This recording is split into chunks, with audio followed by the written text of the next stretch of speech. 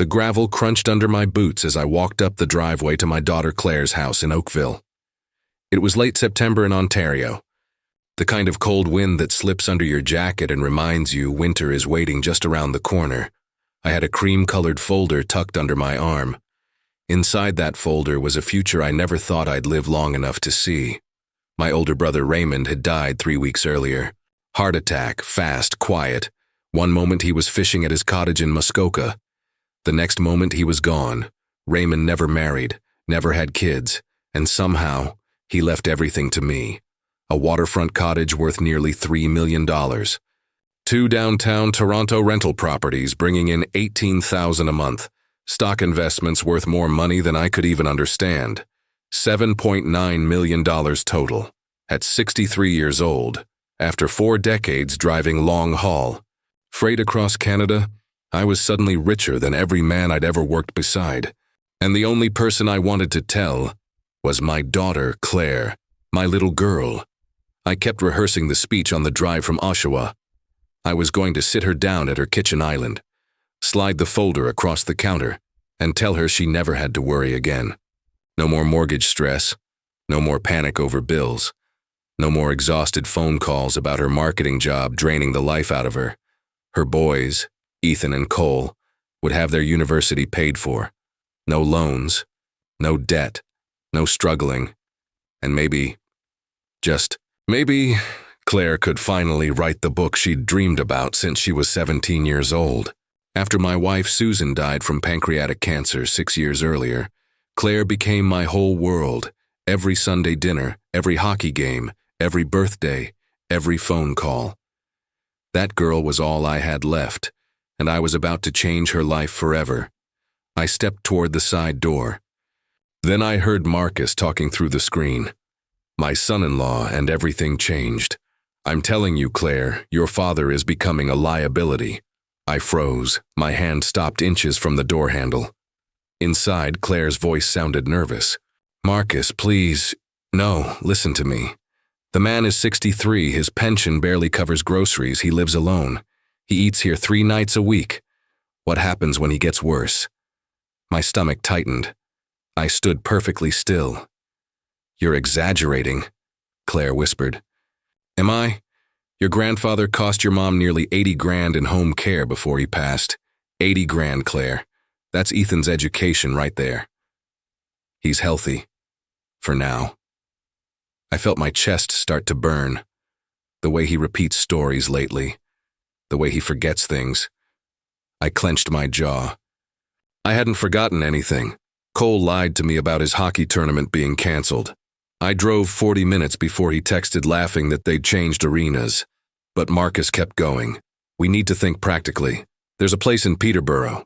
Maple Ridge Manor. Affordable, shared rooms, government assistance.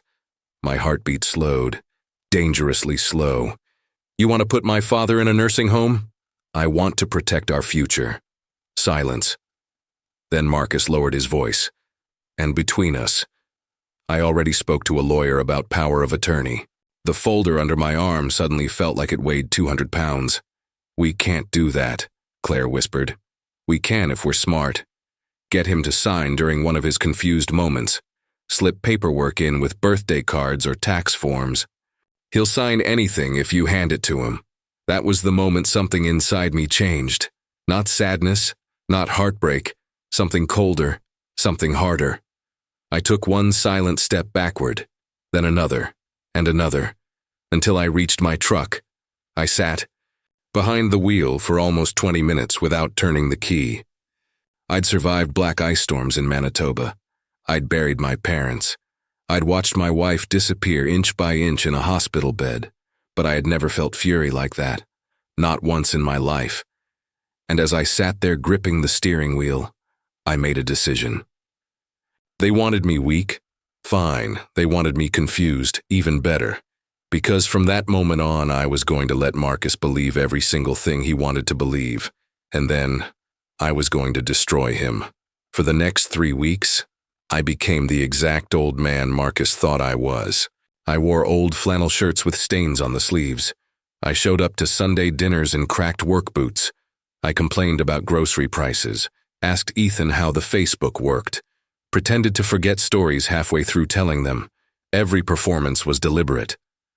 Every pause, every confused smile, every tired sigh, and Marcus swallowed it whole. One Sunday evening, he leaned back at the dinner table with that smug little grin of his. "You know, Dan, Claire and I have been talking." I nodded slowly. "Oh, yeah? We worry about you out there alone." Claire stared down at her plate, didn't say a word. "There's a retirement community near Peterborough," Marcus continued. "Really nice place, activities, other seniors, staff on site 24/7. Sounds expensive." "Oh no," he said quickly. "Your bungalow sale would cover most of it." I almost laughed right there. This man thought my entire life could be traded for a shared room and bingo nights. "That'd be a load off my shoulders," I muttered. His eyes lit up, a predator smelling blood. "We could help you list the house," he offered immediately. "I know a real estate guy." "Maybe." Claire finally looked at me, and in her eyes, I saw shame. Deep shame. That changed everything. Because in that moment, I realized Claire wasn't evil. She was trapped. Marcus had spent 11 years wearing her down piece by piece, turning every fear into manipulation, every doubt into control. He didn't just want my money, he wanted ownership over all of us, and suddenly this stopped being revenge. Now it was rescue. That Monday morning, I hired a real lawyer, not the small-town notary from Oshawa, a Bay Street shark from downtown Toronto, Miss Priya Patel. Sharp eyes, sharper mind. I told her everything. She listened without interrupting. Then she folded her hands calmly. "Mr. Donovan," she said, "your son-in-law has made several serious mistakes." That was the first time I smiled in weeks. She explained 3 things. First, Marcus couldn't force me into any nursing home, not legally. Second, if he forged power of attorney paperwork, that was criminal fraud. Third, her firm had a forensic accountant, and if I wanted, they could quietly investigate Marcus's finances. I leaned forward. "I want everything."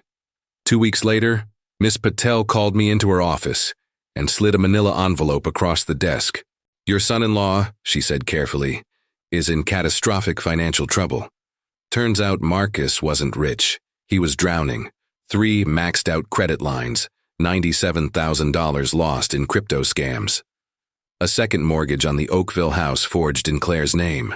And worst of all, he was under investigation for mishandling client money, over $200,000 missing. I sat there staring at the report, thinking about every expensive watch, every fake smile, every lecture about responsibility. The man calling me a burden was secretly destroying his own family. And then Miss Patel asked me something I'll never forget. "Would you like to press this immediately?"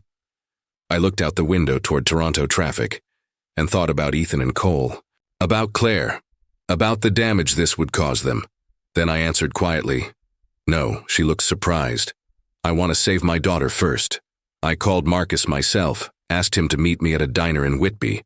He arrived wearing a brand new Omega watch. $8,000 on his wrist, 9 months behind on his mortgage. That told me everything I needed to know about the man. He sat down grinning. "So, selling the bungalow?" I nodded slowly. "I've been thinking, yeah? You were right. Maybe it's time for help." I swear I saw greed flash across his face so fast it almost looked painful. "We can handle everything," he said eagerly. "Paperwork, legal stuff, all of it." "I'd appreciate that." Then I paused. "One condition." "Anything?" "I want my lawyer present." His smile flickered, just for half a second, of course. "Everything official, witnesses, no confusion." "Smart move," he said quickly, but I saw panic hiding behind his eyes. Friday afternoon was set. 2 o'clock, Miss Patel's office. Marcus thought he was arriving to steal my life.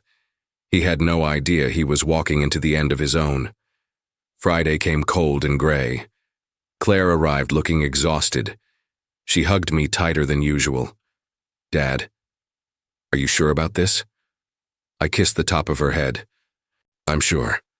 We walked into the conference room together. Marcus froze because 2 extra people were sitting at the table, a forensic accountant and Detective Sergeant Rowan from Financial Crimes. The color drained from Marcus's face instantly. Dan, what is this? Sit down. He didn't want to, but he sat. I opened the cream-colored folder, the same folder I'd carried to their house 2 months earlier. On August 29th, I said calmly, my brother Raymond died. He left me an estate worth nearly $8 million. Claire gasped. Marcus stared at me speechless. I came to your house that afternoon planning to pay off your mortgage, pay for the boy's future, give Claire freedom. Then I looked directly at him. But instead, I heard you call me a liability. Claire started crying immediately. Marcus opened his mouth. I raised my hand. Not yet. Then I slid the second folder across the table, the manila envelope. Inside this folder, I continued, is evidence of fraud, forged signatures, hidden debt, financial theft, and ongoing investigations tied directly to you. Detective Rowan opened his notebook slowly. Marcus stood halfway up. Miss Patel's voice cut through the room like ice. Sit down, Mr. Wallace. He sat again, sweating now, shaking. Claire looked at him like she'd never seen him before, and honestly, maybe she hadn't. I turned toward Claire. Honey, look at me. Tears rolled down her face. I love you, I said softly. I always will. She covered her mouth, trying not to break apart. I should have noticed sooner, I continued. I should have realized what he was doing to you. Marcus suddenly snapped. This is insane. She knew about everything. Claire whipped around toward him. What? You knew we needed money, but not stolen money. His silence answered for him. The room went dead quiet, and then Detective Rowan spoke. Mr. Wallace, we have evidence suggesting multiple forged documents connected. To your wife's accounts, Marcus looked trapped, like a man realizing the exits had disappeared. Claire stared at him. You forged my signature? He tried to explain, tried to spin it, tried to blame stress, pressure, investments, but the lies were collapsing too fast now. And for the first time in 11 years, Claire stopped believing him. Don't touch me, she whispered when he reached toward her. That sentence ended their marriage long before. The courts did. The officers escorted him out through a side hallway. 4 minutes, that's all it took. 4 minutes to destroy 11 years of manipulation. After he left, Claire collapsed against me, crying harder than I'd ever seen. Dad, I'm sorry. I held her the same way I used to hold her after nightmares when she was 6 years old. You're safe now. That's all I said, because sometimes people don't need lectures, they just need safety. The months after Marcus's arrest were messy. Lawyers.court, dates. Paperwork, financial reviews, but slowly, the truth untangled itself. The forged loans were removed. Claire's credit recovered. Marcus accepted a plea deal rather than face trial, and eventually, he disappeared into federal prison. But the real story wasn't about him anymore. It was about Claire learning how to breathe again. At first, she barely spoke. Years of emotional control had hollowed her out. She second-guessed every decision, apologized for everything, even choosing paint colors for her new kitchen made her nervous. That's what manipulation does. It makes people afraid of their own thoughts, so I helped quietly, no pressure, no speeches. I bought her a house in Burlington, nothing flashy, just peaceful. Maple tree out front, a finished basement for the boys, and sunlight in the kitchen every morning. That mattered to me, sunlight, because for years, my daughter had lived in emotional darkness. Now she needed warmth again. The boys adjusted faster than expected. Kids usually. Nicole became obsessed with fishing at the Muskoka cottage. Ethan started talking about university programs, and Claire finally started writing. One night she showed me the first chapter of her book. Her hands were shaking when she handed it over. What if it's terrible? I smiled. Then you write chapter 2 anyway. I stayed up until 2 in the morning reading it, and somewhere around page 30, I realized something. My daughter was coming back. Not the exhausted woman Marcus created. The real Claire, the girl who used to laugh too loud during thunderstorms. The teenager who carried notebooks everywhere. The young mother who cried at school. Concerts, she was still there, buried under years of fear, but still alive, and that, more than the money, more than revenge, more than justice, was the greatest victory of my life. Last summer, we sat together on the dock at the Muskoka cottage. Loons called across the lake. The sun was setting orange over the water, and Cole asked me something unexpected. "Grandpa, why didn't you tell everyone you were rich?" Looked out at the lake for a long moment. Then I answered honestly, "Because I wasn't rich yet," he frowned. "But you had all the money." I smiled. "No, buddy. That was just paperwork." He looked confused, so I explained the best way I could. Money doesn't make you rich.